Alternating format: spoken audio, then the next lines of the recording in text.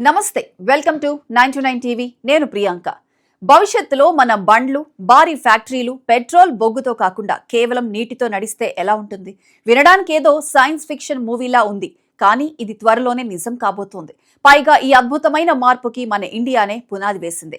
అగ్రరాజ్యాలు సైతం ఆశ్చర్యపోయేలా మన దేశం ఒక సంచలనం సృష్టించింది. అసలు ఎవరు ఊహించని విధంగా కరెంటు వాడకుండానే అణుశక్తితో హైడ్రోజన్ తయారు చేసే ప్రపంచంలోనే మొట్టమొదటి ప్లాంట్ మన ఇండియాలోనే స్టార్ట్ అయింది. ఈ రోజున ఈ అద్భుతమైన ఘట్టం వెనుక ఉన్న చరిత్ర ఏంటి? ఇది మన దేశ భవిష్యత్తును ఎలా మార్చబోతుందో వివరంగా తెలుసుకుందాం. తమిళనాడులోని కల్పక్కంలో ఉన్న Indira Gandhi centre for atomic research, అదేనండి IGCR సెంటర్ లో రీసెంట్ గా ఒక అద్భుతం జరిగింది.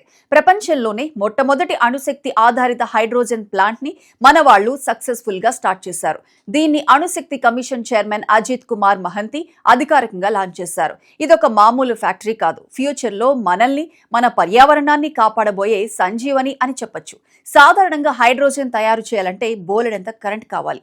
ఆ కరెంట్ తయారు చేయడానికి మళ్లీ బొగ్గును మండించాలి. దీనివల్ల లాభం కంటే నష్టమే ఎక్కువ. కానీ మన సైంటిస్టులు ఇక్కడే ఒక మాస్టర్ మైండ్ వాడారు. అసలు కరెంటుతో పని లేకుండా అక్కడ ఉన్న ఫాస్ట్ బ్రీడర్ టెస్ట్ రియాక్టర్ నుంచి వచ్చే వేడిని, అంటే అణు ఉష్ణాన్ని నేరుగా వాడుకొని నీటిని విడగొట్టి హైడ్రోజన్ను తయారు చేస్తున్నారు. దీనికోసం కాపర్ క్లోరిన్ థర్మోకెమికల్ సైకిల్ అనే ఒక స్పెషల్ టెక్నాలజీని వాడారు. మనకు అర్థమయ్యే భాషలో చెప్పాలంటే కెమికల్స్ మరియు వేడిని ఉపయోగించి నీటిని ముక్కలు చేసి అందులోంచి స్వచ్ఛమైన హైడ్రోజన్ ను బయటకు తీయడమే ఈ టెక్నాలజీ స్పెషాలిటీ. దీనివల్ల వాతావరణంలోకి ఎలాంటి విషవాయువులు విడుదల కావు. ఇంత పెద్ద సాహసం వెనుక department of atomic energy, IGCAR, ఇంకా మన Bhabha atomic research centre BARC సైంటిస్టుల రేయింబవళ్ల కష్టం ఉంది. వీళ్ళందరూ కలిసి ఈ స్వదేశీ టెక్నాలజీని డెవలప్ చేశారు. అయితే అసలు ఈ ప్లాంట్ ఎందుకు, దీనివల్ల మనకి లాభం ఏంటి అని మీకు డౌట్ రావచ్చు. సింపుల్ గా చెప్పాలంటే మన ఇంధన భద్రత, రాబోయే రోజుల్లో హైడ్రోజన్దే రాజ్యం.